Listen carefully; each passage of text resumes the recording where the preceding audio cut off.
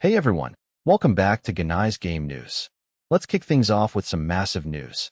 According to PC Gamer, Cyberpunk 2077 has now crossed the 40 million copies sold milestone. That's right, 40 million. CD Projekt Red is celebrating this incredible achievement, calling it a testament to what the studio does best. This is particularly impressive considering the game's notoriously rough launch back in 2020. The fact that Cyberpunk continues to sell this strongly years later really shows that with the right updates, community support, and the Edgerunners anime boost, a game can absolutely turn its reputation around. CD Projekt Red has proven that even when things start rocky, dedicated development and genuine improvements can lead to long-term success. This is one for the history books, folks. Moving on to some legal drama.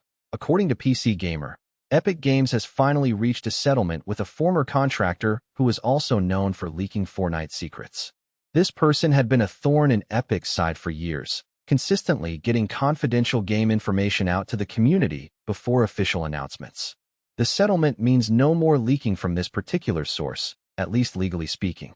While the specific terms haven't been fully disclosed, it's clear that Epic is taking intellectual property protection seriously. The company has been increasingly aggressive about protecting unreleased content, and this settlement is part of that larger effort to keep surprises under wraps until they're ready to reveal them officially. Now here's something weird and wonderful. According to PC Gamer, the creative team behind the cult hit Mouthwashing is working on a follow-up that they're describing as Friendsweat, and it sounds absolutely chaotic. Picture this: 3 players trying to coordinate operating a single tank in a defiled, post-apocalyptic city. The developers are very clear that they're not aiming for the hardcore military simulation vibes of something like Arma. Instead, they're hitting that sweet spot between accessible and stressful.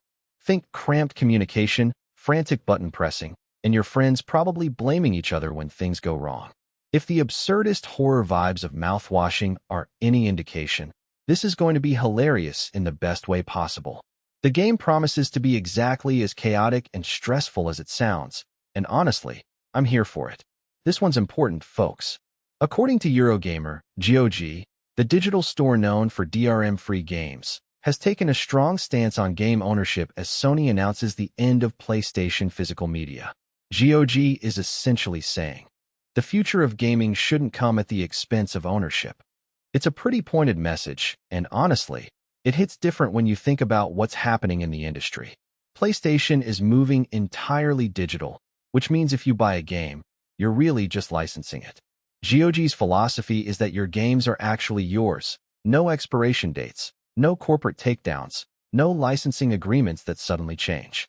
With more platforms going digital only, this debate about what ownership actually means is becoming increasingly urgent. GOG's reminding us that there's an alternative, and that matters more now than ever.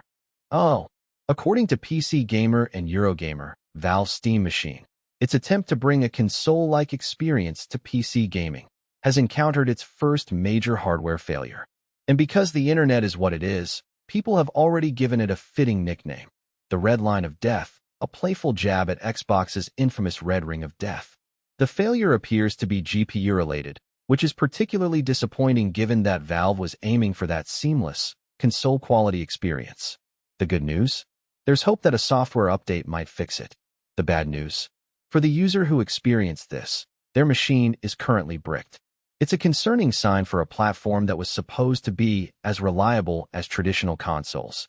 Hopefully Valve can address this quickly before more users encounter the same issue. According to PC Gamer, one of the latest breakout hits on Steam is a Chinese indie game called The Scroll of Taiwu. And here's the wild part. This thing has been in development for 8 years.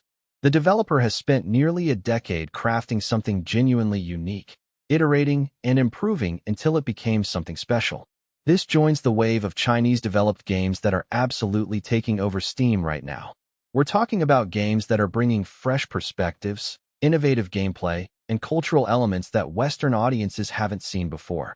The Scroll of Taiwu is getting serious recognition, which proves that when developers are given the time and resources to truly perfect their vision, the world takes notice. It's a reminder that some of the most interesting games aren't coming from the AAA studios. They're coming from passionate indie creators pushing boundaries.